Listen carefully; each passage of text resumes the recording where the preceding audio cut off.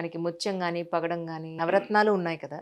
నవరత్నాల విషయంలో ఆర్టిఫిషియల్‌వి చాలా వచ్చేసాయి. యెస్. యాక్చువల్లీ ఏది నిజమైంది, ఏది ఆర్టిఫిషియల్ అనేది ఈరోజు గుర్తించడం కూడా చాలా కష్టంగానే. అవును. సో, మీ దగ్గర ఆహ్, ఇది ఏమంటారు? ఇది డూప్లికేట్ అండి, ఇది ఒరిజినల్ అండి, లేదంటే ఇది సెమీ అండి అని ఇది అంత డీటెయిల్డ్‌గా మీరు చెప్పగలుగుతారా? లేకపోతే మీరెలా ప్లాన్ ఒక చేస్తారు? నిజమైన మాట చెప్పాలంటే 23 సంవత్సరాల ఎక్స్‌పీరియన్స్ ఉన్న నేను కూడా ఒక స్టోన్‌ని చూడగానే ఇది న్యాచురలా? ఇది ఆర్టిఫిషియలా? ఇది కస్టమైజ్డ్ అని చెప్పడానికి అవకాశం లేదు. గుర్తుపట్టలేం. అంత టెక్నాలజీ ఇంప్రూవ్ అయింది ఇప్పుడు. వాస్తవంగా అంటే నేను అనుకుంటాను ఒకప్పుడు మంచి ముత్యాలు, మంచి పగడాలు, మంచి నవరత్నాలు అందుబాటులో ఉండేవి. ఒకప్పుడు. ఒకప్పుడు. ఇప్పుడు అది లేదు. ఇప్పుడు అలా అనుకోని మనం తీసుకోవాలంతే. అంటే ఈ జనరేషన్ పిల్లలకు తెలియదు కాబట్టి ఏదో ఒక సర్టిఫికేట్ నమ్మి మనం తీసుకోవాలి. కానీ 99% మీకు న్యాచురల్ దొరకడం చాలా కష్టం. సామాన్యుడి దగ్గరికి న్యాచురల్ స్టోన్స్ పోవడం అనేది చాలా కష్టం. అంటే ఉంటవి చాలా ఎక్స్‌పెన్సివ్.